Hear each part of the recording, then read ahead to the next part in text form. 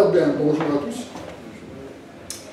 Les quelques 200 États-nations qui sont répertoriés sur la planète, quand ils veulent commercer entre eux, échanger entre eux, n'ont le choix qu'entre deux attitudes, ou protectionnisme, ou libre-échangisme. Il n'y a pas de troisième voie, c'est l'un ou c'est l'autre. Le choix est donc stratégique, et pourtant l'expérience m'a montré que la plupart des citoyens, sur les deux options fondamentales, ont des notions très très vagues, très fragmentaires, très superficielles, qui ne leur permettent pas de faire un choix. Et des citoyens aussi peu éclairés sont des proies faciles pour les innombrables démagogues qui battent la campagne, surtout actuellement à la veille d'élections décisives. Alors mon but cet après-midi, ce sera d'éclairer les enjeux de ce choix fondamental. Et d'abord, définissons de quoi nous parlons. Le libre-échange intégral, je dis bien intégral, c'est 4 libertés à la fois. Premièrement, libre circulation des capitaux, qui traversent les frontières en toute liberté, sans restriction et sans contrôle. Deuxièmement, libre circulation des marchandises, qui doivent pouvoir traverser les frontières sans aucun droit de douane et sans aucune restriction d'aucune sorte. Troisièmement, libre circulation des services, nous verrons ce que ça veut dire. Et enfin, quatrièmement, libre circulation des personnes.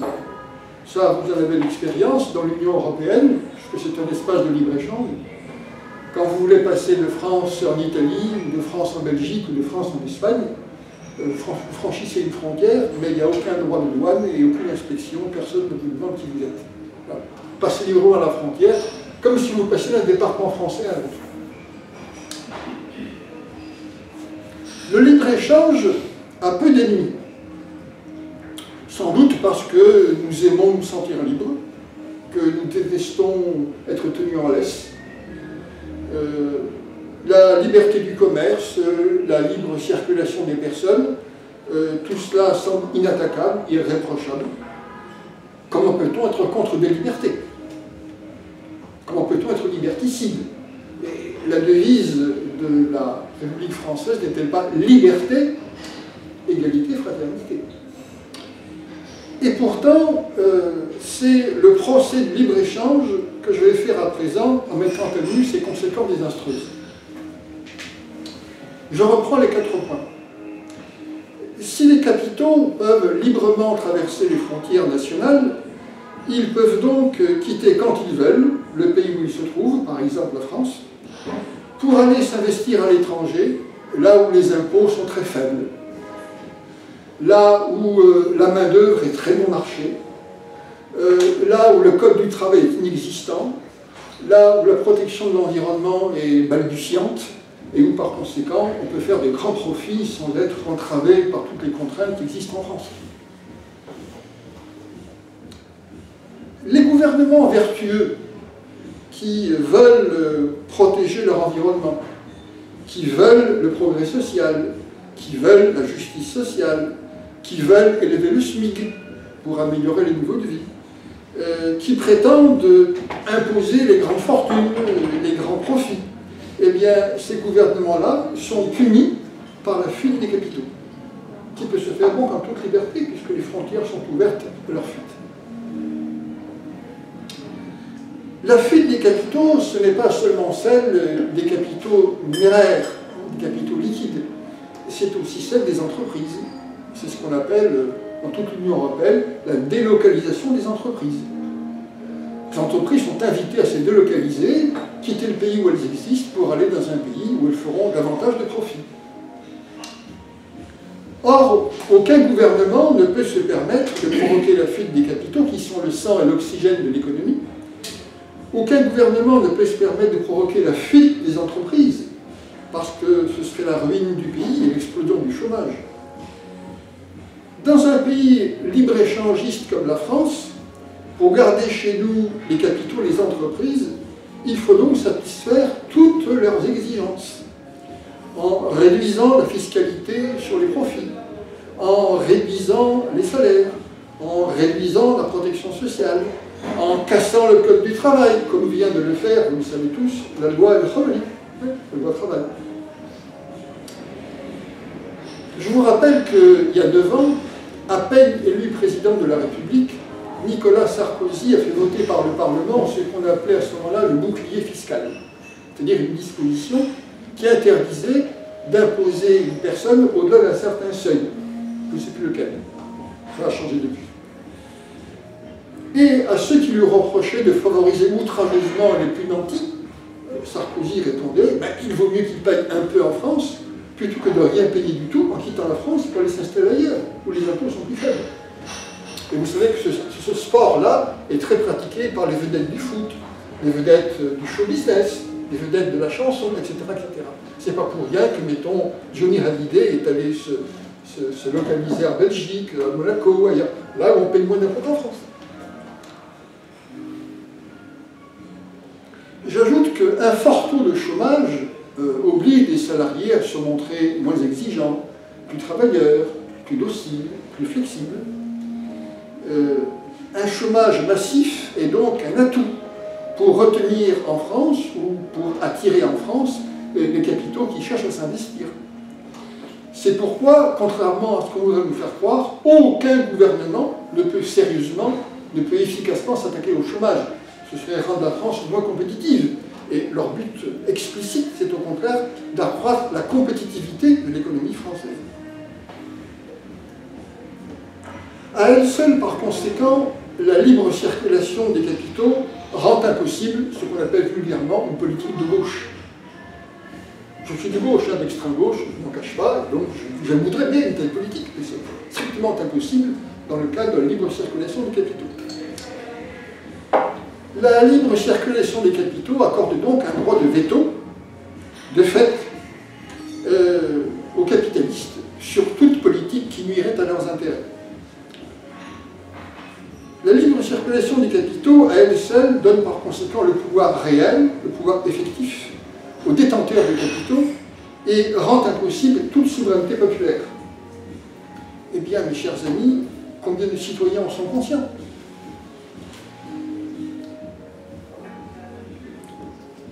Le libre-échange, c'est aussi la libre circulation des marchandises. Les marchandises produites à très bas prix à l'étranger, dans des conditions pratiquement esclavagistes. Pensez au textile, par exemple, dans le Bangladesh, pensez aux ouvriers chinois, pensez aux ouvriers indiens, etc. Donc, des marchandises produites à bas prix dans des conditions quasiment esclavagistes peuvent entrer librement, grâce au libre-échange, sur le marché français et ruiner, par conséquent, les entreprises françaises. Je prends un exemple bien français. Renault a profité de la libre circulation des capitaux et des marchandises pour aller installer une usine en Roumanie, où il peut profiter des très bas salaires roumains. Le salaire roumain en moyenne est 10 fois moindre que le salaire français, où Renault peut profiter d'une fiscalité plus faible qu'en France. Et ainsi, les automobiles Renault produites à bas prix en Roumanie peuvent ensuite, grâce à la libre circulation des marchandises, sans payer aucun droit de douane et sans restriction, inonder le marché européen et ruiner en France la production automobile. La libre circulation des marchandises en France a commencé en 1952 avec la communauté économique du charbon et de l'acier. Ce traité, donc, qui a été la première marche de l'intégration européenne, ce traité instaurait le libre-échange, mais en le limitant seulement à 2 marchandises, le charbon et l'acier. On a commencé par là. Eh bien, la CECA, la Communauté économique du charbon et de l'acier, dès sa naissance, a rapidement provoqué la fermeture des houillères françaises, qui n'étaient pas compétitives, et la fermeture de l'essentiel de notre sidérurgie, qui n'était pas compétitive. Nous n'avons gardé que des lambeaux. Voilà. Et désormais, nous importons, comme nous importons du charbon, ben c'est de l'étranger, parce que nos houillères françaises ne produisent plus rien, et une bonne partie de l'acier que nous consommons vient de l'étranger. Après quoi, le libre-échange a été étendu à d'autres marchandises et progressivement à toutes. Et la France a perdu, après ses charbonnages et après son industrie sidérurgique, Elle a perdu notamment son industrie textile, elle a perdu l'industrie des cuirs et peaux, et aujourd'hui, nous importons les vêtements et les chaussures qu'autrefois nous produisions nous-mêmes. Nous sommes en train de perdre, pour la même raison, une partie grandissante de notre production agricole, alors que la France était avant le marché commun la plus grande puissance agricole européenne. Et nous avons désormais en France une balance commerciale déficitaire, ce qui veut dire que nous exportons moins que nous n'importons. Donc nous nous appauvrissons chaque année davantage. Bien entendu, par toutes ces délocalisations d'entreprises, par toutes ces fermetures d'entreprises, le chômage chez nous a explosé. Voilà le bilan de la liberté du commerce. Le libre-échange, c'est aussi la libre circulation des services.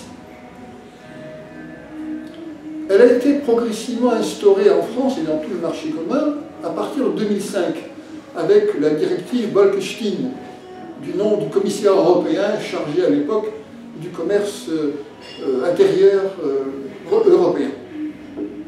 Je vais résumer la directive Bolkestein. Elle consistait à permettre à toute entreprise de sortir du pays pour aller travailler dans d'autres pays de l'Union européenne avec son matériel, avec ses salariés.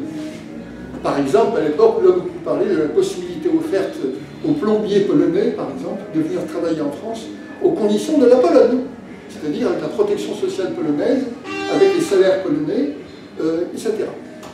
Et bien entendu, cette situation s'est progressivement généralisée, ce qui crée une concurrence insoutenable pour les entreprises françaises, parce qu'elles payaient des salaires bien plus élevés, des protections sociales beaucoup plus lourdes, etc.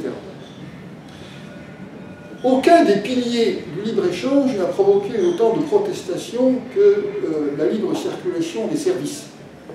Elle a été très contestée dès 2005, mais l'année donc où a été découverte la directive Bolkestein, c'était pendant la campagne du référendum du 29 mai 2005, et donc ça a alimenté la campagne du référendum. Et devant la levée des boucliers, l'Union européenne a été obligée de composer et de reculer un petit peu. Mais ces reculs sur la liberté de circulation des services, c'est un accroc au libre-échange. Et un jour ou l'autre, cette liberté de circulation des services nous sera totalement imposée, au nom de l'achèvement du marché unique européen sans frontières intérieures. Le libre-échange, c'est aussi la libre circulation des personnes. Quand une entreprise n'est pas délocalisable, si elle veut profiter du marché français, ben c'est en France qu'elle est contrainte de s'installer. C'est le cas par exemple pour l'hôtellerie, pour la restauration, pour les entreprises du bâtiment et les travaux publics. Si elles veulent travailler en France, donc donner exploiter le marché français, il faut mieux qu'elles s'installent en France. Elle ne peut pas agir de l'étranger. Quand une entreprise donc ne peut pas se délocaliser à l'étranger, à la recherche de salaires plus faibles que le salaire français, eh bien elle peut en revanche importer de la main-d'œuvre étrangère, moins exigeante, plus flexible, plus laborieuse, moins combative que la main-d'œuvre française. C'est ainsi que des millions de travailleurs polonais sont passés en Grande-Bretagne, où désormais ils ont très mauvaise réputation, parce que les Britanniques sont conscients qu'ils cassent les conditions de marché du travail. C'est ainsi que des millions de Turcs sont allés travailler en Allemagne. C'est ainsi que nous, en France, on a reçu en grande quantité des ouvriers portugais ou espagnols. Vous connaissez tous la devise de l'Internationale ouvrière. Travailleurs de tous les pays, unissez-vous. Le mot d'ordre du libre-échange, c'est travailleurs de tous les pays, concurrencez-vous. En résumé, le libre-échange, c'est le libéralisme et dans les échanges internationaux. C'est la jungle dans les échanges internationaux. Pendant des siècles, les filtres douaniers ont atténué, limité, voire supprimé la concurrence entre les pays. La destruction du protectionnisme par le marché européen sans frontières intérieures met désormais aux prises des peuples qui auparavant n'étaient pas en conflit. On voudrait nous faire avaler que la destruction des frontières serait un geste de fraternité. Vous connaissez bien le monde fraternel sans frontières, hein, no borders. C'est un mot d'ordre actuellement assez répandu. C'est un mensonge absolu. En réalité, la destruction des frontières économiques, le libre-échange, crée la guerre économique entre les peuples. Pour gagner cette guerre, il faut être compétitif. Et nous savons tous comment un pays peut être compétitif. C'est en renonçant à ses conquêtes sociales, c'est en renonçant à la protection sociale, c'est en renonçant à la protection de l'environnement pour accroître les profits des entreprises et donc les attirer sur son sol. Quand est-ce qu'enfin nous verrons en France des manifestations demandant la mise au bas de la société du libre-échange et demandant le retour au protectionnisme? Apparemment, ce n'est pas demain. J'en viens par ce biais au protectionnisme. Pour se protéger contre la concurrence étrangère, un pays protectionniste, un État protectionniste, dispose de 4 grands moyens. Le premier, le plus simple, le plus radical, c'est d'interdire le territoire national à une marchandise étrangère jugée dangereuse. Par exemple, la drogue. Par exemple encore, en France, il est interdit d'importer, malgré le libre-échange, il est interdit d'importer certains pesticides, mais à cause du libre-échange, ces pesticides, quand ils ne sont pas interdits en Espagne, par exemple, peuvent entrer librement en France. Donc, l'interdiction ne sert à rien. Et par conséquent, nous sommes inondés aujourd'hui de pesticides interdits en France, mais qui entrent en France par l'Espagne et qui donc sont utilisés par nos paysans, hein, qui ainsi peuvent braver l'interdiction. Deuxième moyen du protectionnisme, c'est le contingentement, c'est-à-dire qu'on peut, pour certaines marchandises, accepter qu'elles entrent en France, mais jusqu'à une certaine limite quantitative, et pas au-delà. On dit que cette importation est contingentée. Troisièmement, et ça vous le savez tous, c'est le procédé le plus courant, il consiste à imposer des taxes douanières aux marchandises étrangères entrant en France. Et ces taxes douanières ont pour but de les rendre moins compétitives ou pas du tout compétitives. Donc elles ne peuvent pas ruiner leurs concurrents français. Et enfin, il y a la forêt des normes. Les normes imposées aux marchandises importées. Ces normes, ça peut être par exemple, ne peuvent pas entrer en France des aliments qui contiennent des objets alimentaires. Ça peut être, non, nous ne voulons pas en France recevoir des États-Unis du poulet lavé au chlore. Ça peut être, nous ne voulons pas sur le marché français de bœuf alimenté, élevé aux hormones, ainsi de suite. Quels sont les avantages du protectionnisme? D'abord, c'est que en limitant ou en supprimant la concurrence internationale, le protectionnisme met fin à la guerre économique. Excusez-moi du peu. C'est donc indispensable pour des relations apaisées, amicales entre les peuples. Récemment, en France, l'an dernier, en décembre dernier, nous avons tenu en France, près de Paris, en région parisienne, une COP 21, dont le but, vous le savez, était de limiter la production de gaz à effet de serre.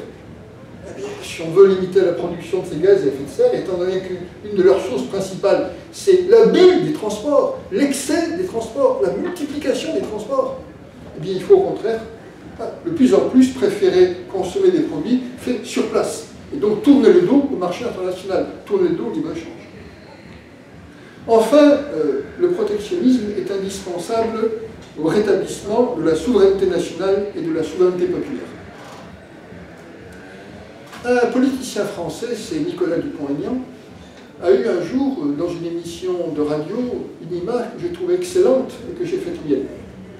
Il disait, ce jour-là, les barrières douanières, pour un pays, sont aussi indispensables que notre peau est indispensable à notre corps.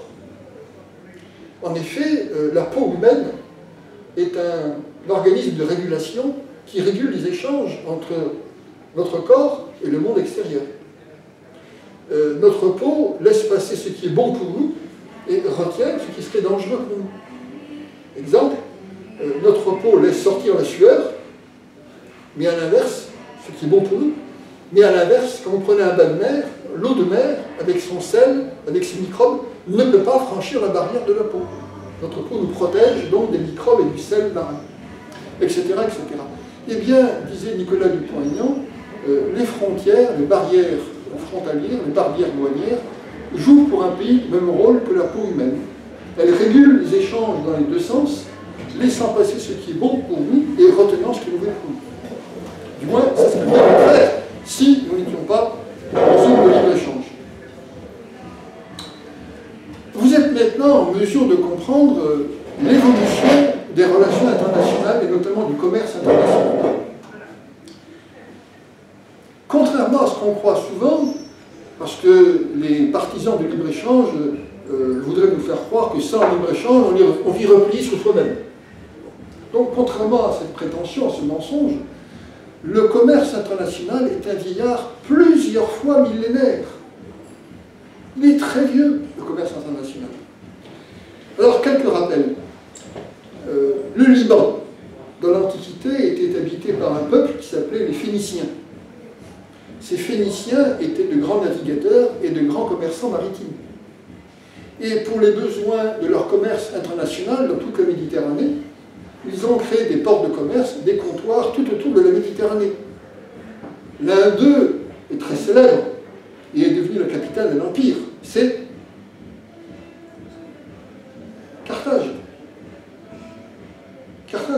Carthage a commencé comme port de commerce fondé par les Phéniciens, c'est-à-dire les habitants de l'actuel Liban. Donc Carthage a commencé comme port de commerce et puis est devenue progressivement une colonie indépendante de la métropole phénicienne. Et puis elle est devenue à son tour fondatrice de nouvelles colonies, Carthagène en Espagne par exemple. Et puis elle est devenue capitale d'un immense empire qui a fini par se heurter à l'Empire romain. Et quand les deux empires se sont heurtés, c'était à qui détruire l'autre. Et vous savez que c'est l'Empire romain qui a détruit l'Empire carthaginois. À partir du 8e siècle avant Jésus-Christ, les Grecs, qui étaient des hardis marins à leur époque, et qui commerçaient toute la Méditerranée, pour faciliter ce commerce international, les Grecs ont fondé un peu partout, tout autour de la Méditerranée, des ports de commerce. Alors, je ne vais pas les énumérer tous, il y en a des centaines. Je vous rappelle les plus célèbres d'entre eux. En Italie, par exemple, Syracuse, une création grecque. Naples est une création grecque. Naples, c'est la déformation du grec Néapolis, c'est-à-dire la cité nouvelle, en grec. En France, bien sûr, c'est Massilia, Marseille. Bon.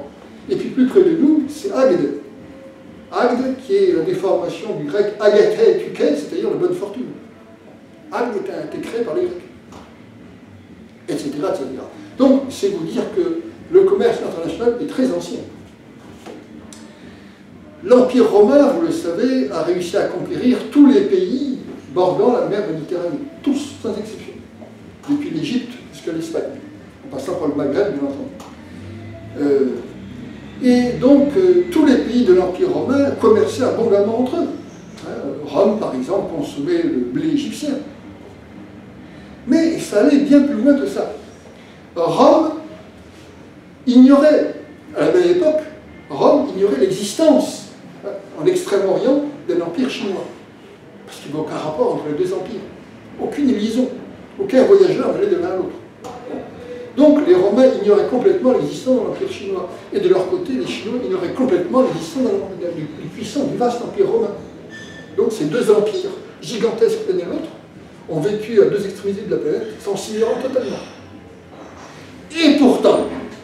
Et pourtant, des marchandises ont circulé de l'un à l'autre. Vous avez tous entendu parler de la route de la soie, qui voyageait et qui transportait la soie de la Chine à travers toute l'Asie, jusqu'en mer Méditerranée, jusque dans l'Empire romain. Les Romains ont donc, pendant 2 ou 3 siècles, consommé de la soie chinoise sans savoir même d'où elle venait. Simplement, la classe dominante de l'Empire romain, les Romains les plus riches, appréciaient beaucoup ce textile.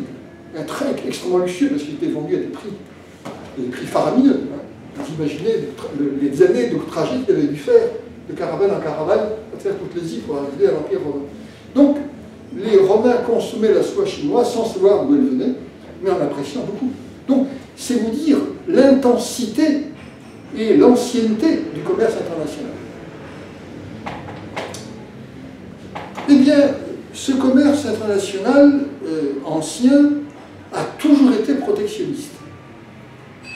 Il a toujours été protectionniste, et au-delà même de ce que vous imaginez. Je vous rappelle qu'au XVIIIe et encore au XIXe siècle, même encore au début du XXe siècle, une marchandise en France, pour entrer dans une ville française, même une marchandise française, pour entrer dans une ville française, devait franchir ce qu'on appelait la barrière de l'octroi.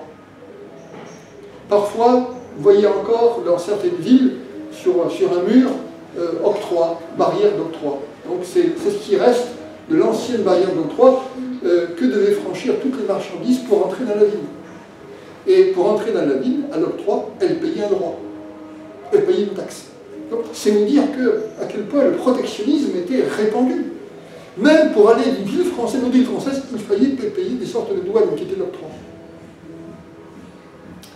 Le libre-échange est donc une modalité commerciale tout à fait récente. On peut dater la naissance du libre-échange du milieu du XVIIIe siècle. La première formulation théorique, dogmatique, doctrinale du libre-échange, nous la devons aux physiocrates, un groupe de philosophes qui sévissait à cette époque, au milieu du XVIIIe siècle. Donc, c'est eux qui ont donné la première formulation théorique du libre-échange, et c'est à eux que nous devons la célèbre formule « laisser faire, laisser passer ».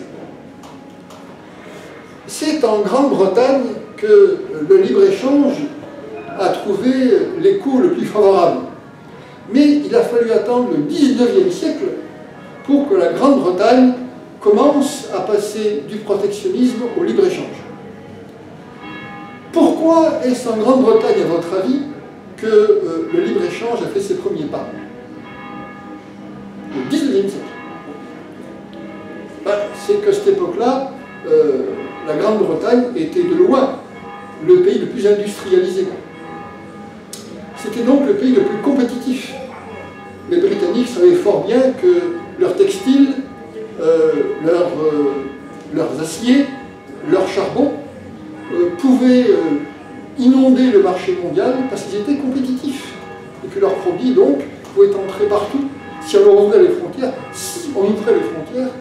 leurs produits pouvaient entrer partout et ruiner leurs concurrents étrangers et inonder le marché mondial. Il reste ce qu'ils ont fait en Inde, par exemple, leur propre colonie indienne.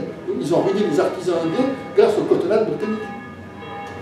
Et lorsque Gandhi a donné le signal de la révolte, le premier mot d'ordre qui était le sien, c'est « faisons nous-mêmes nos propres cotonnades », c'était le principal vêtement des Indiens, c'était un coton. « Faisons nous-mêmes nos propres cotonnades, arrêtons d'accepter les produits de l'industrie britannique, qui a ruiné nos tisserands indiens. »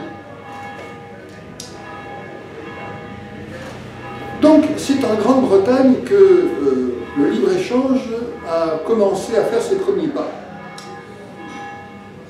Les autres pays sont restés longtemps protectionnistes, conscients qu'ils étaient moins compétitifs que la Grande-Bretagne et qu'ouvrir leurs frontières aux produits britanniques, c'était se ruiner eux-mêmes. Le premier grand conflit armé entre libre-échangistes et protectionnistes, ça a été ce que les historiens appellent la guerre de l'opium. Moi, je me rappelle de quoi il s'agit. Non? Oui, je suis. C'est mieux? Bon. Au XIXe siècle, la Chine était envahie par l'opium que les Britanniques fabriquaient, cultivaient dans leur colonie indienne et qu'ils écoulaient ensuite en Chine. Et le gouvernement impérial chinois, constatant les dégâts que la consommation d'opium occasionnait au peuple chinois, a décidé de mettre fin à cette hécatombe et a pris la décision d'interdire l'entrée de l'opium sur le territoire chinois. Scandale en Grande-Bretagne. Et les armateurs britanniques qui pratiquaient ce commerce lucratif entre l'Inde et la Chine se sont suspendus au basque de leur gouvernement. À l'époque, c'était la reine Victoria qui était reine d'Angleterre. Donc, ils se sont suspendus au basque de leur gouvernement et ont obtenu que la Grande-Bretagne déclare la guerre à la Chine pour l'obliger à accepter l'entrée en Chine de l'opium britannique. Une belle page de l'histoire européenne. Bon.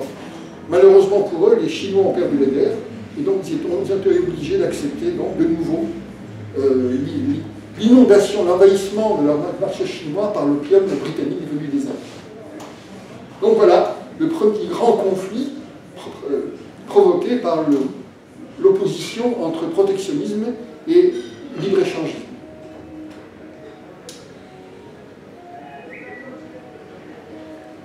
Les autres pays, et notamment les pays européens, sont restés protectionnistes jusqu'à la Deuxième Guerre mondiale. C'est au lendemain de la Seconde Guerre mondiale que, sous l'impulsion des USA cette fois, et non pas de la Grande-Bretagne, des accords ont commencé à être conclus pour libéraliser le commerce, qui veut dire en clair, passer progressivement du protectionnisme au libre-échange. Pourquoi, à votre avis, est-ce qu'au lendemain de la Seconde Guerre mondiale, ce sont les USA qui ont été en pointe dans la promotion du libre-échange? Eh bien, c'est que les USA étaient les grands vainqueurs de la Seconde Guerre mondiale. Non seulement ils l'ont gagné militairement, à la fois contre l'ennemi allemand et contre l'ennemi japonais, bon, mais surtout les guerres et les ravages de la Seconde Guerre mondiale se sont produits en Europe, se sont produits au Japon, pensez Hiroshima et Nagasaki, mais le territoire américain, lui, n'a connu aucune guerre pendant la Deuxième Guerre mondiale. Il est resté vierge, lui.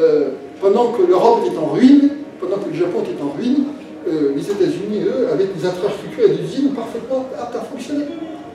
Et donc, profitant des destructions de la puissance productive de leurs alliés, les États-Unis, au lendemain de la Seconde Guerre mondiale, sont devenus l'usine du monde et ont inondé de leurs produits, des produits made in USA, l'Europe, le Japon, etc. Et bien entendu, pour faciliter la pénétration de tous ces marchés par la marchandise, ils ont milité pour le libre-échange. Pas de douane, pas de restriction à la circulation des produits. Les thèses libre-échangistes des États-Unis ont triomphé par paliers. Des paliers que l'historien connaissait bien. Vous avez certainement entendu parler du GATT, G-A-D-T. Oui. C'est un sigle de 4 mots britanniques, 4 mots anglais. G, c'est General. A, c'est Agreement, c'est-à-dire accord, accord général.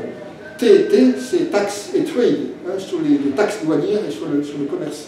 Donc, accord général sur les taxes douanières et sur le commerce.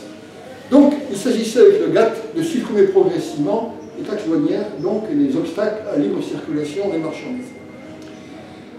Donc, le GATT est en 1947. Et puis, en 1995, le GATT a disparu au profit de l'OMC, qui s'appelle pompeusement et mensongèrement l'Organisation mondiale du commerce. Il vaudrait mieux dire la désorganisation mondiale du commerce, puisque le but unique de l'OMC, c'est de généraliser le libre-échange.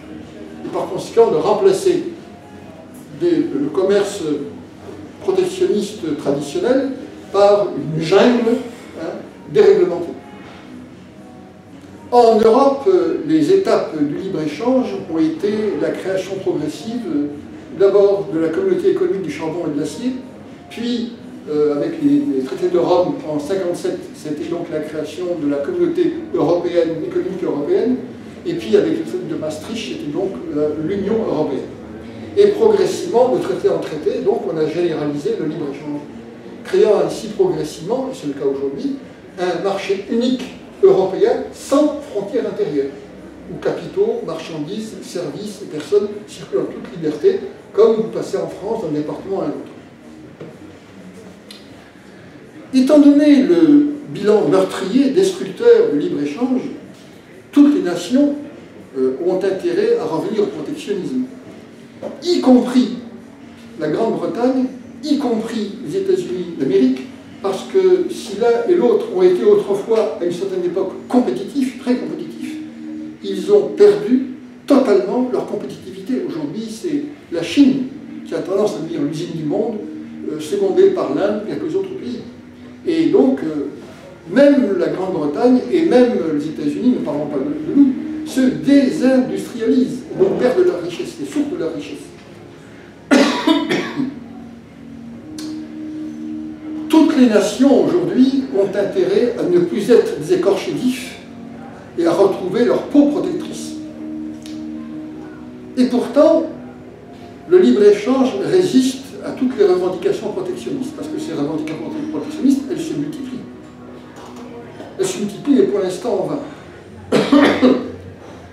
Et c'est donc qu'il y a des forces qui ont intérêt encore à la poursuite, à l'éternisation du libéralisme dans les relations internationales.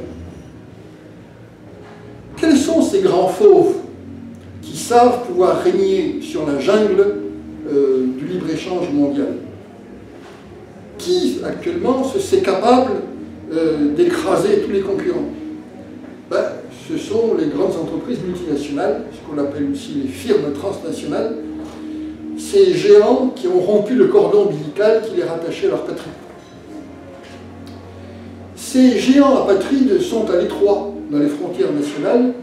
Ils ont besoin du marché européen, voire du marché mondial, du marché planétaire, pour amortir, pour rentabiliser leurs capitaux, suraccumuler leurs énormes capitaux. Et puis, ces immenses entreprises ne craignaient pas, au contraire, la concurrence entre nations. Ce sont les seuls qui aient intérêt, au contraire, à mettre les nations en concurrence entre elles, pour obtenir que chacune de ces nations soit à leur botte et leur offre les conditions de rentabilité les plus intéressantes. Prenons l'exemple récent des frais d'achronique. Apple, ce géant de l'électronique américain. Bon. Que dit Apple à tous les pays européens? Il leur dit: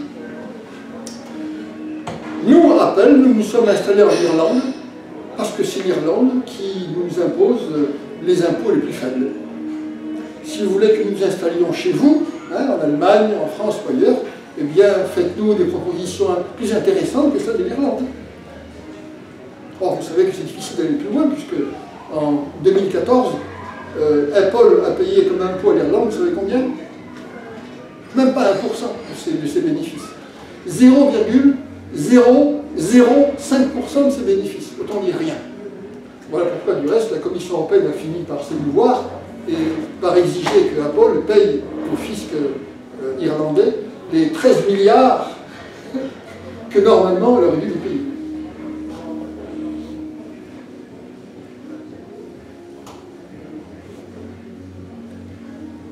Toutes les transnationales tiennent à tous les pays le même langage.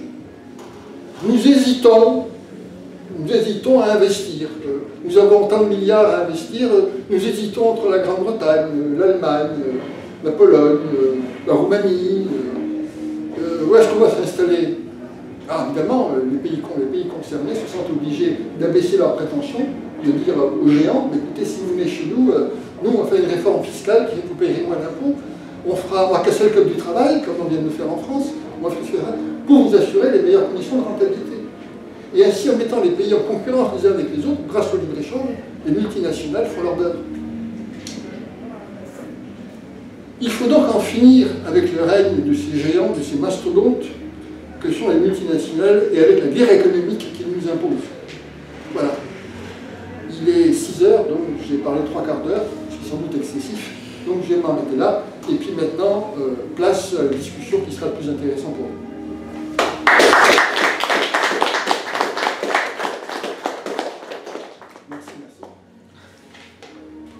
N'hésitez pas à lever la main, je vous donne la parole.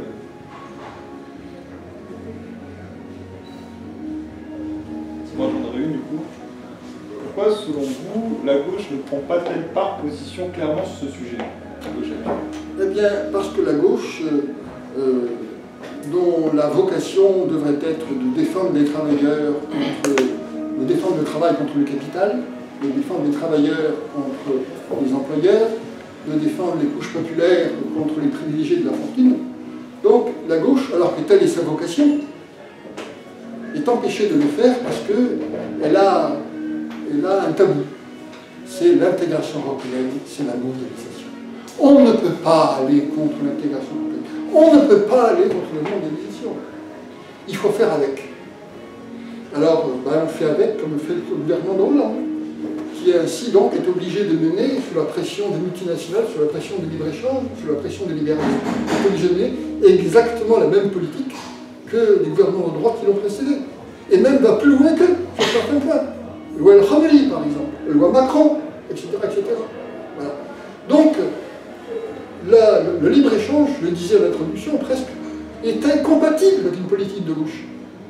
Et si donc on décide que la priorité c'est l'intégration européenne, c'est le marché européen, c'est le marché mondial, eh bien on renonce à toute politique de gauche. Et quand on est un parti de gauche, donc on se suicide. Ben, la gauche actuellement, elle se suicide. Voilà. Lorsque des partis dits de gauche gouvernent aujourd'hui dans l'Union européenne, ils font exactement la même politique que faisait avant que la droite. Voilà. Et donc les travailleurs sont de plus en plus déçus. Et étant déçus par qu'on continue à appeler la gauche, eh bien, ou bien ils s'abstiennent, ce qu'ils font très massivement, ou bien ils se laissent tenter par les sirènes du Front National, en croyant que là est la solution. Je ne sais pas si j'ai répondu. Est-ce que la solution, c'est de sortir de l'Union européenne? Ben, c'est la première chose à faire. Hein, pour retrouver, ne serait-ce que le droit de mener d'autres politiques que les politiques libérales, que les politiques régressives, que les politiques antisociales qui sont imposées par l'Union européenne. Et si on veut mener une politique étrangère qui ne soit pas alignée sur les États-Unis, il faut sortir de l'OTAN. Cette alliance militaire dont la France est membre, qui est dirigée par les États-Unis, je vous rappelle une disposition du traité de Lisbonne, qui était déjà dans le traité constitutionnel auparavant, et qui dit que la politique militaire et diplomatique de l'Union européenne, donc de la France y compris, doit être compatible avec les orientations de l'OTAN, qui sont dictées par les États-Unis. Et par conséquent, indirectement, par l'intermédiaire de l'OTAN, c'est les États-Unis d'Amérique qui nous imposent notre politique étrangère. Et qui nous entraînent, en Ukraine par exemple, dans des conflits dangereux.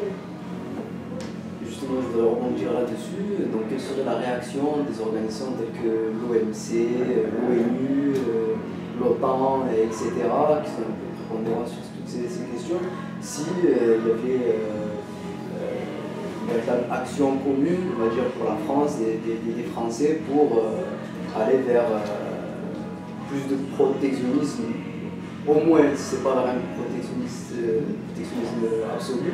Donc, quelle serait que pensez-vous de leur réaction, si ça doit se produire?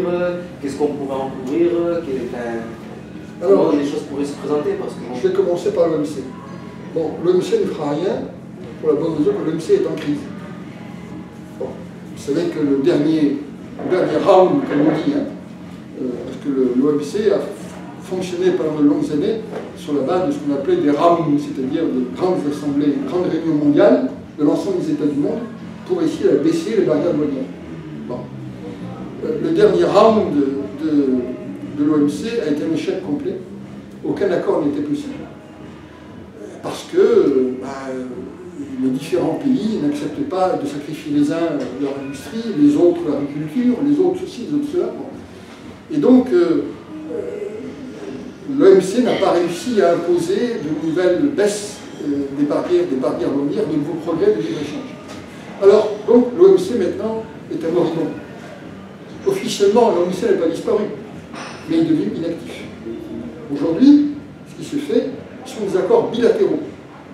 L'Union européenne, par exemple, dans notre dos, sans que nous le sachions, n'arrête pas de conclure des accords de libre-échange bilatéraux. Par exemple, avec les USA, par exemple avec le Canada, mais par exemple avec des pays de l'Europe, par exemple avec des pays d'Afrique, etc., sans que nous le sachions. Pour le Canada, on commence à le savoir. Pour la négociation de l'accord de libre-échange avec les USA, oui, heureusement, on le connaît. Du moins, on ne connaît pas le contenu, mais on sait que ces négociations existent. Voilà. Mais dites-vous bien qu'il y a actuellement des dizaines de pays qui sont liés à l'Union européenne dans un accord de libre-échange. La Suisse, la Norvège, etc., etc.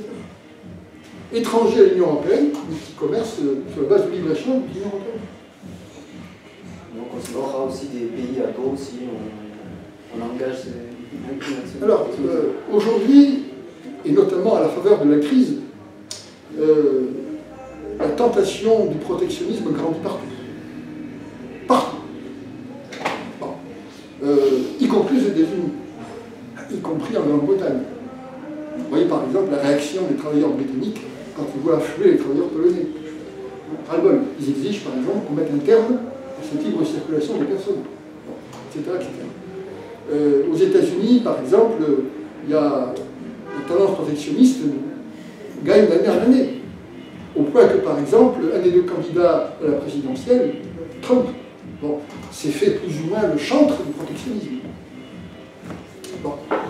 Et par conséquent, moi je pense que si par exemple la France sortait de l'Union européenne, sortait donc de la zone euro, parce que l'un entraîne forcément l'autre, et sortait aussi de l'OTAN,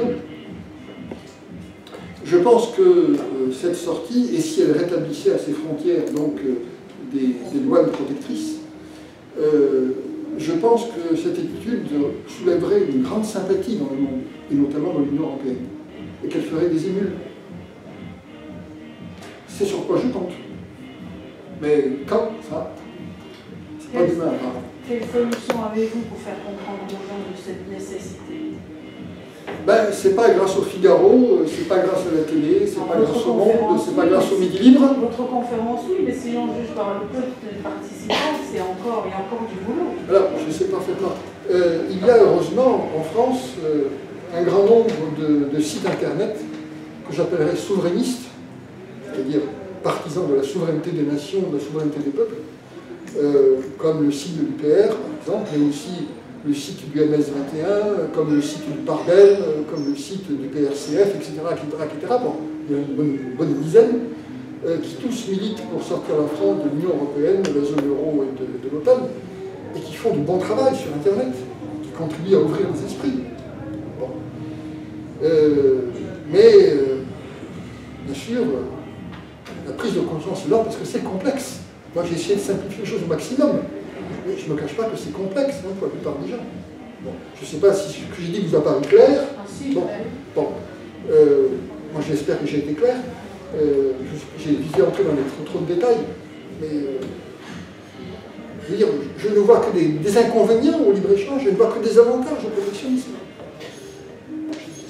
Est-ce qu'on peut être contre le libéralisme économique sans être contre le libéralisme culturel? Je m'explique, un exemple très simple. De quel droit vous pouvez m'interdire de consommer du cinéma américain? Il faut bien intervenir d'un point de vue des valeurs culturelles. Qu'est-ce que vous en pensez? Oui, alors, ça c'est autre chose. Là, il s'agit donc d'un protectionnisme à l'égard des produits culturels. Évidemment, c'est très complexe. Très complexe. Mais on peut comprendre la volonté, par exemple, de tel ou tel mouvement politique français, la volonté de défendre le cinéma français contre l'invasion du cinéma américain, états-unien, qui envahit nos écrans, on est conscient. À la télé, par exemple, au moins un film sur deux est américain. Bon. Et donc, on peut comprendre la volonté, par exemple, de l'État français de subventionner, par exemple, le cinéma français. Je peux le comprendre. Cela dit, je pense que personne ne va censurer les films américains. Bon, mais il s'agit simplement dans le commerce, dans la concurrence entre le film français et le film américain, de renforcer le premier au détriment du second. Alors, il y a pour ça différents moyens. N'oublions pas que par ces films, par leurs films, les États-Unis diffusent leur idéologie. Vous savez, aux États-Unis, on distingue deux choses. Le hard power et le soft power. Le hard power, pouvoir dur, hein, en français, c'est une allusion essentiellement à l'armée américaine, la plus puissante du monde. Il paraît, je n'ai pas vérifié, mais il paraît que la moitié environ des dépenses militaires faites dans le monde sont faites par les USA. Donc c'est la première armée du monde. Et donc l'armée américaine, qui possède des bases dans le monde entier, ne se prive pas d'intervenir militairement partout où ça chante. Bon.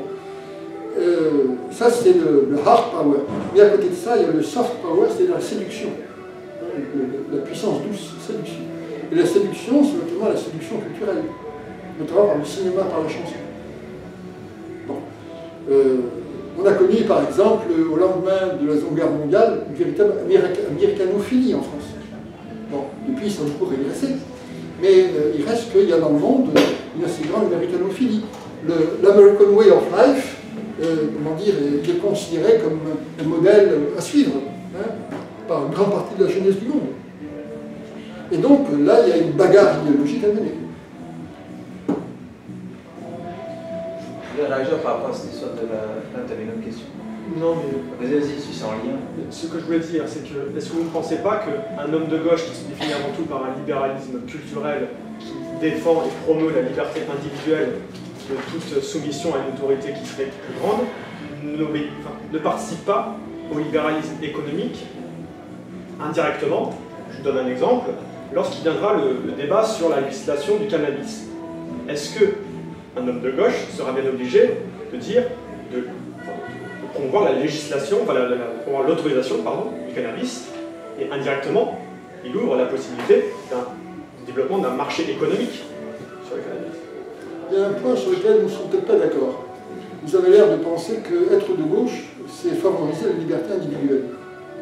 Ça, c'est plutôt être de droite. La gauche défend plutôt les intérêts collectifs, hein, du monde du travail, des couches populaires, etc. Je vous rappelle ce que disait au XIXe siècle un catholique social, hein, c'est un prêtre, Lamennais. Bon. Lui était en plein libéralisme politique, parce qu'à cette époque-là, il n'y avait pas de loi sociale. Bon. Il n'y avait rien pour protéger les travailleurs contre leurs employés. Et Lamennais réclamait des lois sociales, contraignant les patrons, les empêchant par exemple d'utiliser de la manœuvre enfantine, ou les empêchant par exemple de payer pour le même travail les femmes moins que les hommes, etc. etc. Donc, Lamennais réclamait donc au nom de la charité, au nom de la défense des humbles, etc. Lui, catholique de gauche, catholique social, il réclamait des lois sociales. Et il a fini par avoir cette formule.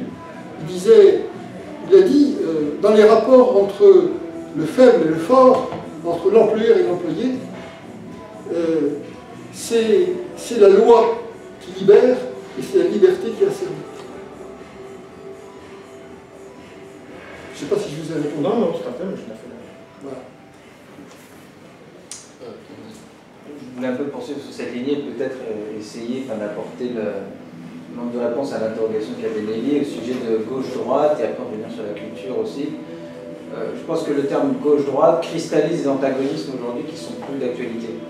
C'est-à-dire que je pense, ça se discute, c'est ce qu'on fait, que parler de gauche et de droite, déjà depuis que je suis tout petit, j'entends dire déjà que c'est dépassé, mais maintenant que je suis grand, j'essaie de réfléchir à ça, et je pense que aujourd'hui on peut se dire de gauche et être pour un libéralisme économique effréné, pourquoi pas culturel, justement je vais y venir après, c'est la deuxième partie de la réponse, et on peut se dire de droite aussi et proposer les mêmes choses.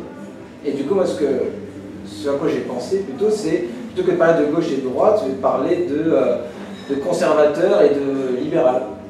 On peut être conservateur économiquement, conservateur au niveau sociétal, par exemple, tout comme on peut être complètement l'inverse, ou être un peu des deux, et en même temps pouvoir se définir de gauche ou de droite selon notre éducation, selon le sens que l'on donne aux mots, selon notre perception morale des choses. Et je pense que la culture est au creuset de ce débat. C'est-à-dire que, est-ce que l'on considère la culture comme un produit comme un autre? Est-ce qu'on considère que la culture c'est un produit comme un autre? Ou est-ce que on peut considérer que c'est un vecteur en fait, qui permet de relier les hommes entre eux à travers des pratiques sociales partagées. Ce qui a permis l'invasion justement des films américains, c'est l'accord Bloomberg de 1947 qui levait les quotas de films étrangers et qui effectivement, c'est à l'initiative du plan Marshall, c'était la deuxième couche. Mais peut-être parce qu'aujourd'hui les films aujourd'hui on parle de produits culturels, c'est-à-dire la quintessence que la culture, que ce soit les films, que ce soit la musique, que ce soit etc., est un produit comme un autre. Aujourd'hui, les villes sont des produits comme les autres qui doivent se vendre. Montpellier, Sud de France, on a même des slogans. Et donc, du coup, voilà, je me posais cette question-là. Plutôt que de parler de gauche et de droite et qui organise la confusion et du coup, peut-être, fait croire que vouloir sortir de l'UE, vouloir ci, ça, finalement, ce sont des idées dépassées, ringardes, de droite traditionnelle, avec tout l'imagerie d'Épinal que ça comporte. J'ai même déjà entendu l'alliance de l'église et du château. Alors qu'en fait, ça peut être quelque chose de novateur, mais je pense du coup qu'il faut peut-être réactualiser les concepts pour les ancrer dans ce début du XXIe siècle. Et je pense que la culture va avec, à ce moment-là, pour parler du cannabis, voilà, le cannabis, effectivement, c'est vendu, ou du moins poussé comme quelque chose de gauche, parce que, avec toute l'imagerie aussi mai 68 qui l'accompagne, on peut dire aujourd'hui dans le débat politique que c'est une idée dite de gauche, alors qu'effectivement, c'est pour débloquer, comme tu l'as si bien dit, pour débloquer un marché de plus. Donc du coup, voilà, je me posais ces questions-là, et je proposerais plutôt ça plutôt que de parler de gauche-droite. Oui, alors,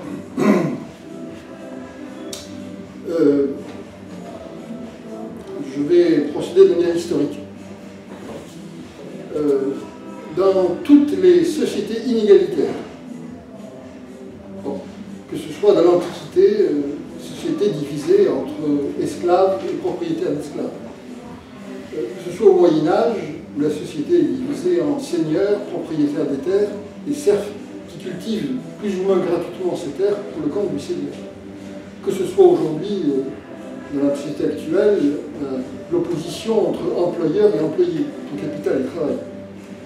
Donc, dans toutes les sociétés inégalitaires, il y a toujours ce que les marxistes, et je me considère comme marxiste, il y a toujours une lutte de classe entre ces groupes sociaux, et notamment ces deux classes fondamentales, les propriétaires de moyens de production, autrefois donc les grands propriétaires terriens, aujourd'hui propriétaires d'usines, etc., et puis ceux qui travaillent pour le compte des premiers. Donc, il y a toujours une lutte de classe. Et cette lutte des classes, elle est permanente. Ceux qui voudraient la nier aujourd'hui, par exemple, on a vu ce qui s'est passé récemment avec le débat autour de la loi El-Khomri. C'était bien donc une reconnaissance de la lutte des classes qui s'est faite entre employeurs et employés autour de cette loi. C'est pas autre chose. Bon, donc cette lutte des classes, elle se manifeste au plan politique, au plan électoral, par des partis de droite qui défendent les privilégiés et les partis de gauche dont la vocation est de défendre les exploités. Voilà. Et si aujourd'hui les uns et les autres, ces différents partis, se rejoignent concernant leurs analyses et leurs propositions, j'ai dit pourquoi tout à l'heure. Bon. En revanche, si on remonte à un passé encore très proche, de la Libération par exemple, là, il y a quand même une gauche digne de ce nom, dont la politique n'est pas le moins du monde qu'on est confondu avec celle de la droite. Bon. En 1936, c'est pareil. Et donc, si on se prive de la notion de droite et gauche, on ne peut plus comprendre cette période de notre histoire. Donc, il y a bel et bien, donc, dans tous les pays où il y a inégalité sociale, où il y a lutte de classe, il y a bel et bien donc, des partis politiques qui défendent des privilégiés, c'est la droite. Bon. Avec des tactiques différentes, d'où la multiplicité des partis de droite, hein, plus ou moins radicaux, plus ou moins tortueux, plus ou moins brutaux, etc. Et puis en face, il y a, ou il devrait y avoir, des partis de gauche. Et ce n'est pas parce qu'actuellement en France et dans toute l'Union européenne, les partis de gauche, ayant privilégié la plupart d'entre eux, pas tous heureusement, en tout cas les plus connus, ayant privilégié donc la défense de libre-échange, la défense de l'Union européenne, la défense de la mondialisation, ayant privilégié ça au détriment des intérêts des travailleurs, et ayant abandonné leur vocation, ayant trahi leur vocation, c'est pas pour ça que, à mon avis, on doit abandonner la notion de gauche et de droite. Il faut seulement constater aujourd'hui que l'intégration européenne de la mondialisation empêche toute politique de gauche, et que malheureusement, la plupart des partis de gauche, en ayant fait le choix de l'Union européenne et de la mondialisation, ont renoncé à leur vocation, ont trahi leur vocation. Ce qui ouvre la voie au Front National et à l'abstention. Moi, c'est comme ça que j'analyse les choses. Je reprends pour que les choses soient encore plus claires. Dans les vieilles cités de l'Antiquité grecque, à Athènes, par exemple, à Sparte, etc., il y avait déjà une droite et une gauche. On les appelait autrement. On les appelait, par exemple, je traduis en français, les maigres et les gras. Vous voyez aisément que les maigres, qui ça pouvait être, et les gras, qui c'était qui. Bon. Dans l'Antiquité romaine, il y avait deux partis qui se disputaient le pouvoir. Vous les connaissez au moins de réputation, parce qu'en général, on connaît mieux. C'est le parti aristocratique, le parti des optimates, et le parti qui défendait le social populaire, le parti des populares. Bon. Et ces deux partis se sont affrontés sans arrêt, allant jusqu'à la guerre civile à plusieurs reprises. Lorsque, par exemple, la République disparaît, sous sa dernière guerre civile, c'est justement lors d'un affrontement entre optimates et populares. Vous connaissez des noms célèbres comme Sylla, par exemple, Marius. Marius, chef du parti populaire, Sylla, chef du parti optimates, etc. Donc, il y a toujours eu une gauche et une droite. Et on ne peut plus comprendre l'histoire si on oublie ces deux notions. C'est pas ça que je voulais dire, c'est que je ne dis pas que. Déjà, je ne dis pas qu'il n'y a plus de gauche et de droite, je dis qu'aujourd'hui, à l'heure actuelle, ce n'est plus d'actualité vu comment se présentent les choses, du moins dans les pays de l'Union européenne. Ce que je dirais moi, c'est que dans le manifeste communiste, par exemple, Marx et Engels ont écrit toute l'histoire de l'humanité jusqu'ici n'est que l'histoire de la lutte des classes. C'était vrai jusqu'à la époque. Ce n'est plus vrai depuis. Je ne suis pas tout à fait d'accord avec ça. Pourquoi? Parce que d'autres enjeux sont entrés, ont fait irruption sur la scène politique. Je prendrai un seul exemple, la crise écologique, qui est indépendante de la lutte des classes, et qui devient un enjeu majeur, qui finit même par ranger la lutte des classes presque à une place marginale, parce que la lutte des classes n'a jamais menacé l'existence de l'humanité, alors que la crise écologique, elle, porte en elle la disparition de l'humanité. Donc l'enjeu est encore plus considérable. Mais moi je dirais qu'aujourd'hui, le débat politique tourne autour de nombreuses contradictions. La contradiction capital-travail n'a pas disparu, mais il y a la contradiction entre écologie et productivisme, la contradiction entre souverainisme et impérialisme, etc., etc. Il y a plusieurs contradictions aujourd'hui qui travaillent le débat politique. Je suis pas d'accord avec toi, je ne veux pas monopoliser la parole, juste.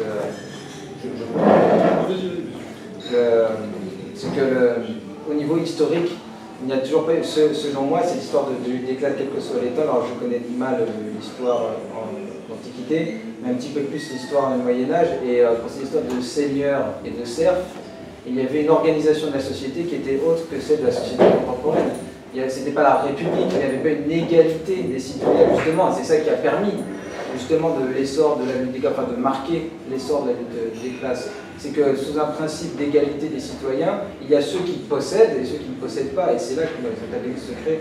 Mais dans une société organique, comme on dit justement, sociologiquement parlant, le serf travaille la terre, etc., mais le seigneur est là pour protéger le serf lorsqu'il y a une attaque de l'extérieur, et qu'au final, finalement, tout ce petit monde a sa place dans la société, et seulement on ne peut pas, pour moi, ce serait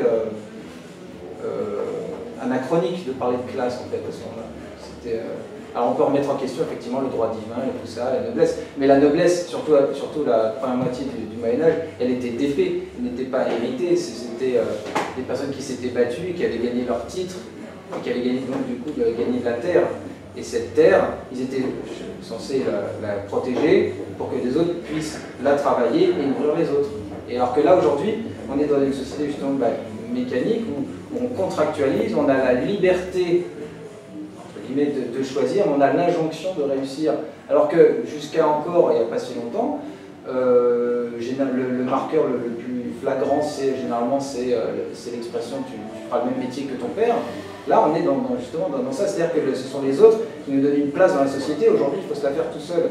Et c'est ça, d'où après la concurrence de tous contre tous et tout ce qui a pu être dit aujourd'hui. Donc voilà, c'était le point fondamental avec lequel je n'étais pas d'accord au sujet de la lutte des classes, mais je suis désolé, c'est pas trop le sujet.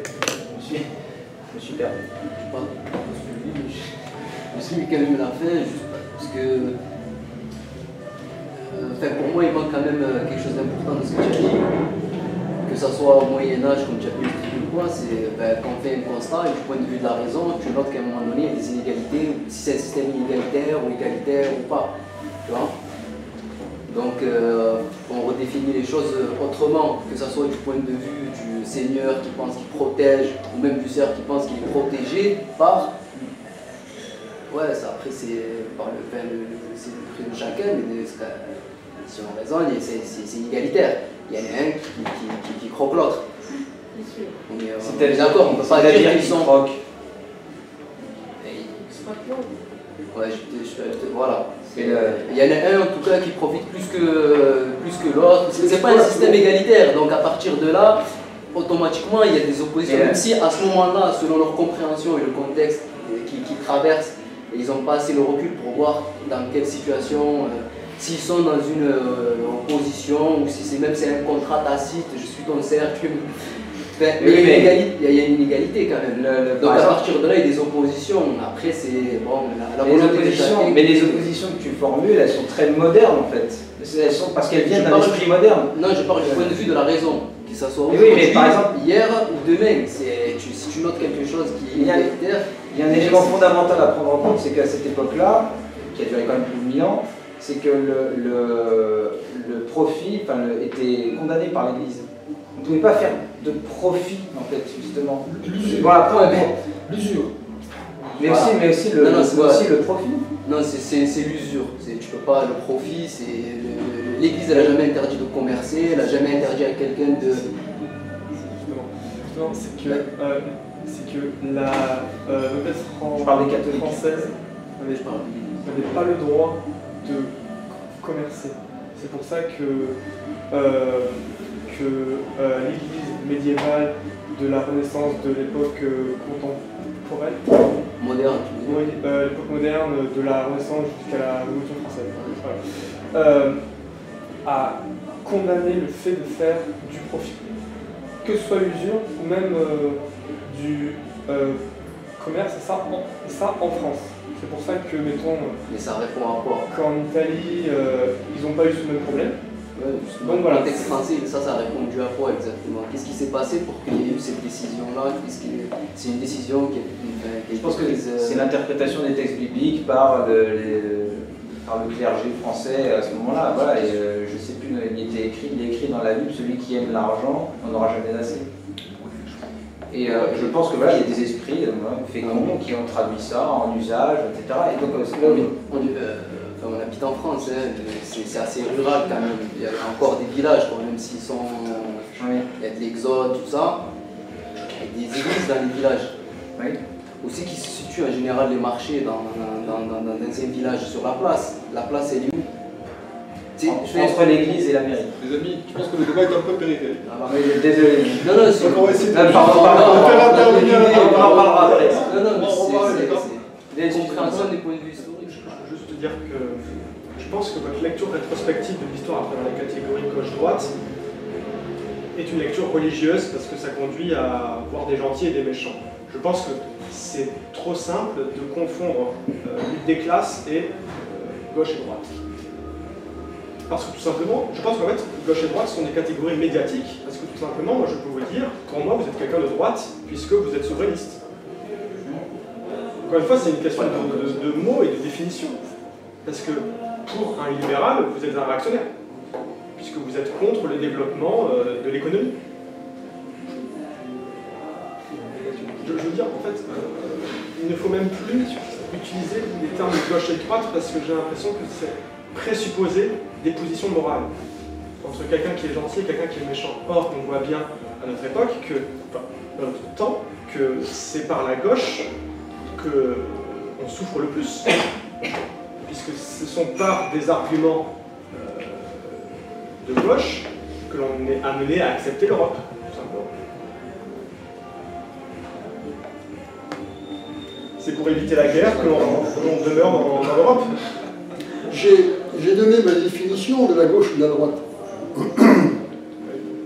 vous rappelle, j'appelle le parti de droite ceux qui défendent les couches privilégiées, les couches d'exploiteurs, et j'appelle gauche ceux qui ont vocation, je dis bien qui ont vocation, je ne dis pas qu'ils défendent effectivement, qui qui ont vocation à défendre les exploités, les opprimés, les couches populaires. C'est ma définition. Vous la partagez, vous ne la partagez pas, mais c'est la mienne et je reste cohérent avec ma définition. Voilà. Alors, j'ajoute qu'en politique, un des outils du débat idéologique, ça consiste à galvauder les mots. J'en connais qui se prétendent démocrates. Ils sont tout le contraire. J'en connais comme Macron qui se disent de gauche. Alors ils sont évidemment de droite. Non, il est ni de gauche ni de droite. Voilà. Le maire de Béziers prétend qu'il n'est pas d'extrême droite, etc. etc. Bon. Je me rappelle avoir une émission de télévision dans laquelle Jean-Marie Le Pen disait « Mais je suis centriste, moi ». Bon, on pourrait continuer comme ça. Donc, la lutte politique passe par le brouillage idéologique, hein, le brouillage des idées et le galvaudage des mots. Bon, voilà. Et je crois que, comme aurait dit Camus, si on veut réduire le malheur du monde, il faut rendre aux mots leur vraie sens. Voilà, c'est ce que je m'efforce de faire. Une question peut-être, oui. Protectionnisme ou libre-échange.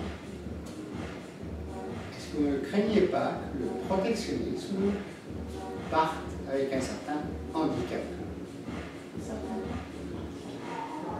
Si nous sommes pour le libre-échange, on laisse faire les riches comme ils veulent, ils font circuler leurs capitaux comme ils veulent.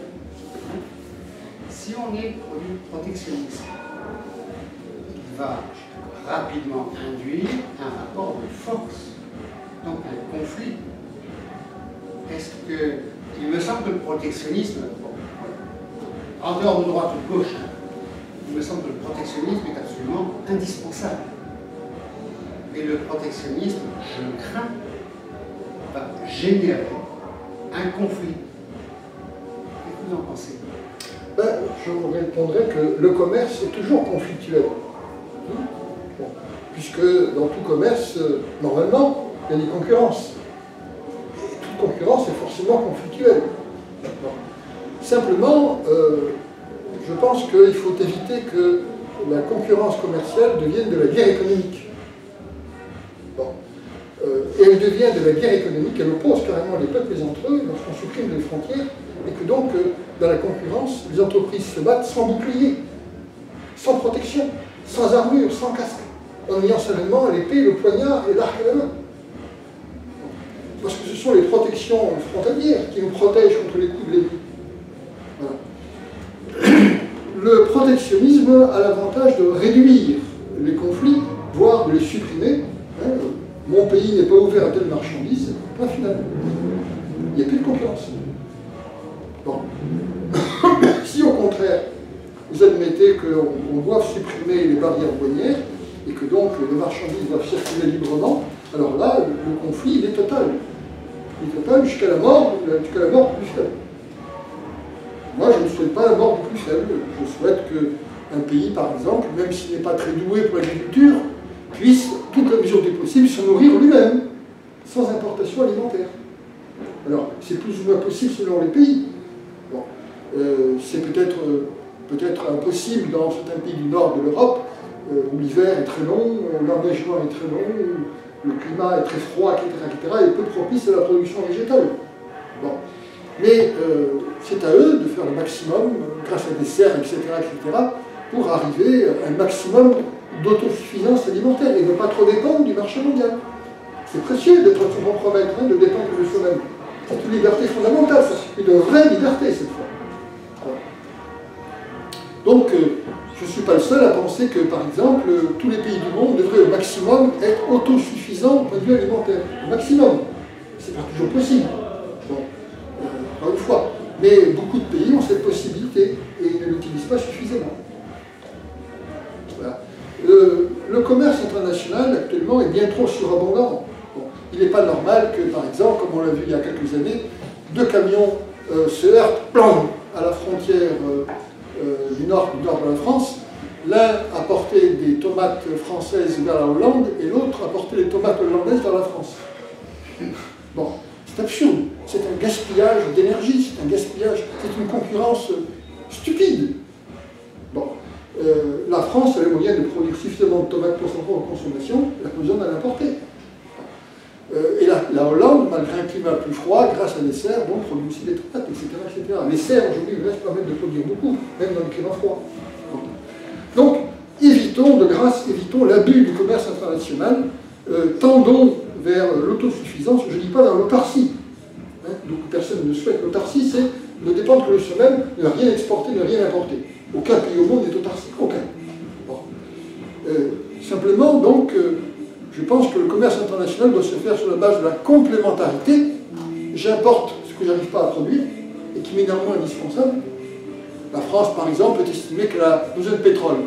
Elle n'en produit pas elle-même, donc elle l'importe. Bon. Ce qui l'oblige après à exporter pour payer cette importation. Bon, donc moins on importe, moins on est obligé d'exporter.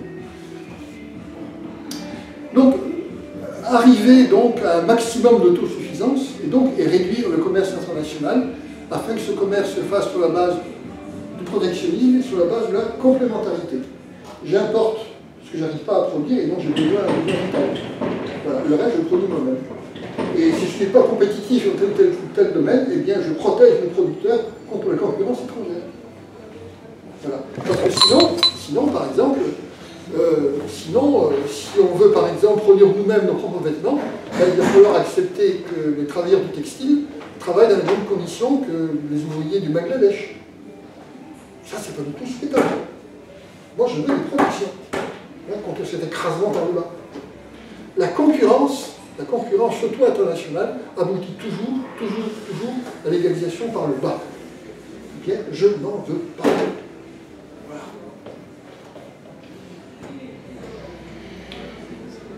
Question, peut-être.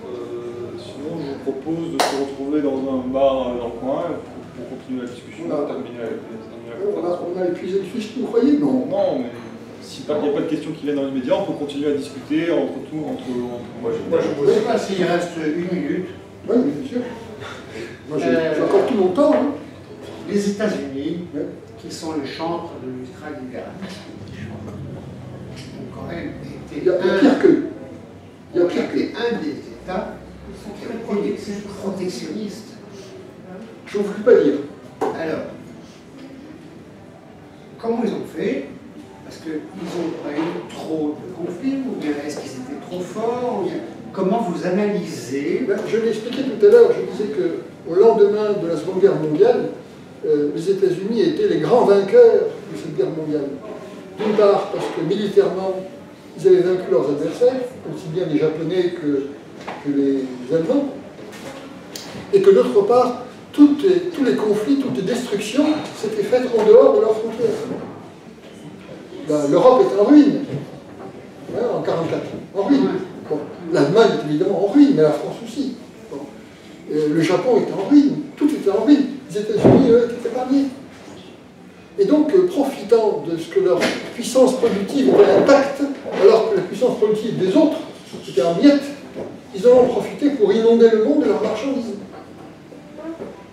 Et évidemment, comme ils se sentaient capables d'inonder le monde de leurs marchandises, eh bien, ils se disaient, moins il y aura d'obstacles frontaliers, moins il y aura de barrières douanières, et plus nous pourrons inonder le monde et nous enrichir en inondant le monde de leurs marchandises. Donc, ils ont milité pour le libre-échange. C'était leur intérêt. Ils étaient les plus compétitifs, les plus forts. C'est toujours les plus compétitifs qui réclament le libre-échange. Et ce sont les moins compétitifs qui devraient être protectionnistes s'ils étaient conscients de leurs intérêts. Ben, les choses sont claires. Hein. Moi j'ai une question, c'était... donc on est d'accord qu'en face, en fait, il y a vraiment des entités qui sont très puissantes.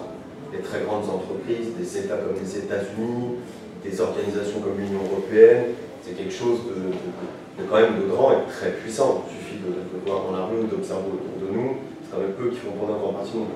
Et en face de ça, il y a une grande partie des gens, moi j'en classais la gauche réelle, on va dire, qui sont d'accord pour dire que les richesses sont mal distribuées et qui veulent, en fait, quelle que soit la complexité de leur pensée, quelle que soit la complexité les subtilités même dans leurs différences derrière idéologiques les uns les autres, mais en tout cas dans le fond, si on peut résumer un schéma simple, ils veulent qu'il y ait un monde égalitaire, où les ressources soient partagées les unes les autres, qu'il y ait des droits humains qui soient respectés pour tout le monde, dans ce sens-là. Mais cette gauche-là, elle est fragmentée, de mon point de vue, aujourd'hui. Elle est complètement fragmentée. Elle est dans un état qui est à terre par rapport au 19e siècle, par rapport au début du 20e siècle. Je ne reste pas sur ce constat sinistre, c'est pas mon objectif.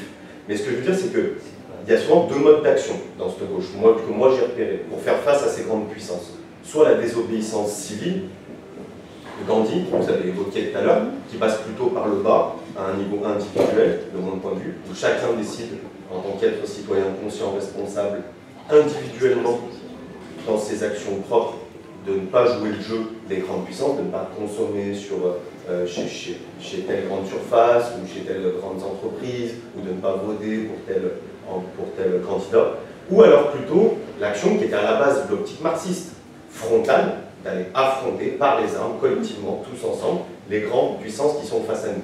Vous êtes dans quelle perspective aujourd'hui par rapport à ça? D'abord, je vous rassure, moi je ne suis pas un violent. Et je suis non-violent, au contraire, radicalement non-violent. Oui, c'est un point fondamental chez Marx. La révolution armée violente, c'est un point fondamental chez Marx. Oui, mais excusez-moi, nous ne sommes plus en 1850. Mais justement, nous sommes à une époque où existent des armes nucléaires, où existent des armes chimiques, où existent des armes bactériologiques. Et la guerre aujourd'hui n'aurait ni vainqueur ni vaincu, il n'y aurait que des vaincus. Étant donné la puissance destructrice des armes actuelles, la guerre, ce n'est pas une solution envisageable. Ce n'est plus une solution envisageable. Alors, donc, moi, j'exclus la violence. Et en plus, j'estime que la violence, c'est indigne d'un pays civilisé. Voilà. Et moi, j'essaye d'être un homme civilisé. Moi, je suis d'accord avec vous, mais ça veut dire qu'en fait, le marxisme est mort. Ah non, pas du tout. Pas du tout, pas du tout. Parce que du coup, on se rapproche plus sur des perspectives qui sont proches de Proudhon. Voilà un thème possible d'ailleurs pour une université réelle, ce serait l'actualité ou l'inactualité du marxisme.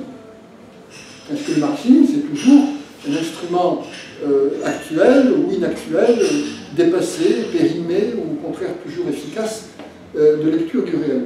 Voilà. Bon, petite parenthèse fermée.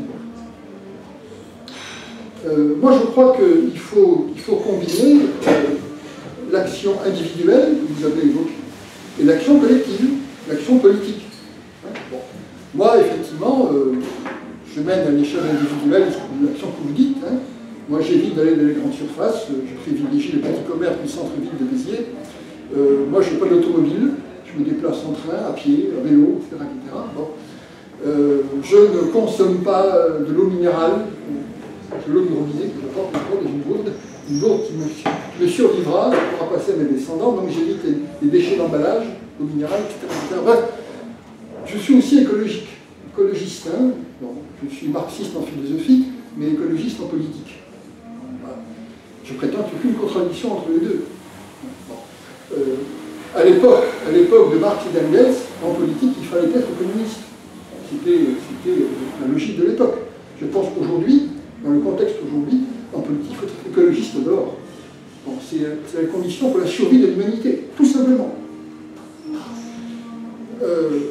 Donc, je pense qu'il faut combiner les formes individuelles de comportement, d'action, en tant que consommateur, en tant que transporteur. Moi, je ne viens pas en bagnole, je viens en train, je viens en pied, etc. Bon, je ne prends jamais l'avion.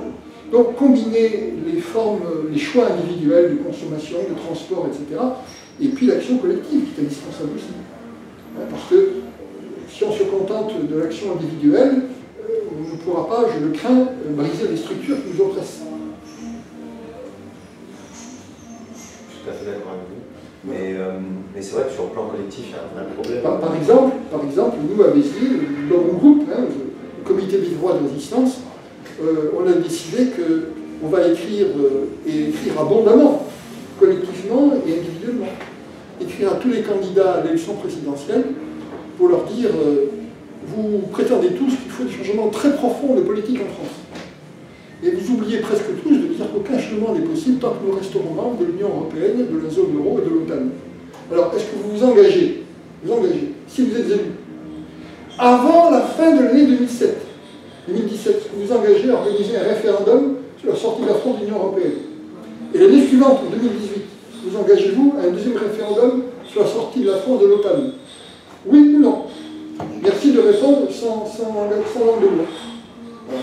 Et nous ferons ainsi pression sur les candidats, leur montrant où sont les vrais problèmes. Ça, c'est de l'action collective et individuelle à la fois. Pour poser sur les structures. Une dernière question. Vous êtes contre la violence, mais si vous voulez une sortie de l'Europe et un retour d'une souveraineté nationale, est-ce que vous pensez que les États-Unis nous laisseront faire et qu'ils n'useront pas de la violence contre nous? Donc, est-ce qu'il n'y aurait pas une sorte de violence légitime et une violence défensive? La Grande-Bretagne vient de voter pour sortir de l'Union européenne. Est-ce qu'elle va Que je sache, les chars américains n'ont pas débarqué à Londres. Les moyens économiques peut-être. Maintenant, là, nous ouvrons un vrai débat intéressant. Bon, l'avenir de l'Union européenne, l'avenir de la Grande-Bretagne. Bon, la Grande-Bretagne, le peuple britannique a décidé majoritairement de sortir de l'Union européenne. Mais je fais confiance aux dirigeants britanniques comme aux dirigeants européens pour annuler ce référendum. Comment vont-ils l'annuler? Bon, d'une part, vous remarquerez que le gouvernement britannique ne se presse pas pour déposer sa demande de sortie de l'Union européenne. Il ne se presse pas. L'an prochain, peut-être. Bon. Et donc, actuellement, la Grande-Bretagne reste membre de l'Union européenne. Deuxièmement, comme le libre-échange est une invention britannique, bon, et que les Britanniques sont très attachés au libre-échange, je leur fais confiance pour que leur vote reste inopérant. Ils vont garder, au cours des négociations pour sortir de l'Union européenne, ils vont garder, très probablement, je mettrai ma main au feu, là en ce cas-ci, ils vont très certainement demander et obtenir que la Grande-Bretagne reste membre du marché unique européen sans frontières intérieures. Et rien que comme ça, ils vont annuler les effets positifs de leur sortie. Parce qu'ils resteront membres du marché libre-échangiste, donc ils en subiront tous les inconvénients, et ils ne pourront même pas faire partie d'organes dirigeants. Donc ils auront tous les inconvénients sans avoir les avantages. Je leur fais confiance pour ne pas nationaliser les banques britanniques. Donc la City restera maîtresse du jeu. Les financiers continueront à régner sur la Grande-Bretagne, etc., etc. Si on veut, moi j'ai écrit un texte il y a quelque temps à la demande de mes amis sur ce que j'ai appelé le chantier de la libération nationale, et dans lequel je montre que la libération nationale, au sens plein du terme, passe par 4 étapes successives. La première, c'est sortir la France de l'Union européenne, de la zone euro et de l'OTAN. La deuxième, c'est rétablir aux frontières de la France des barrières douanières protectrices. Parce que sortir de l'Union européenne pour garder libre-échange, ça ne sert à rien.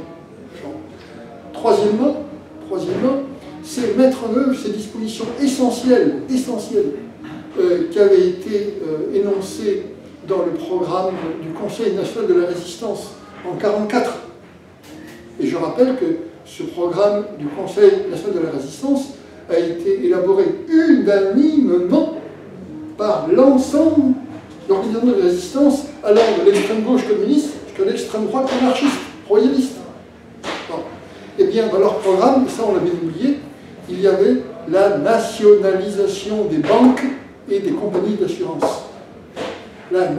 Et pourtant, à cette époque-là, le système financier était loin d'avoir fait, comme il l'a fait maintenant, la démonstration de sa nocivité, de sa malfaisance. À cette époque-là, il n'y a pas de paradis fiscaux.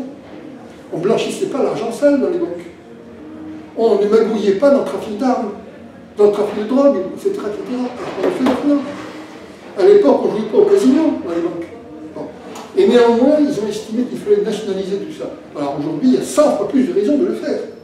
Donc, moi, ma troisième étape, c'est nationaliser le système financier et le système bancaire pour en finir avec cette prédominance, cette toute-puissance qu'ont ces milieux financiers.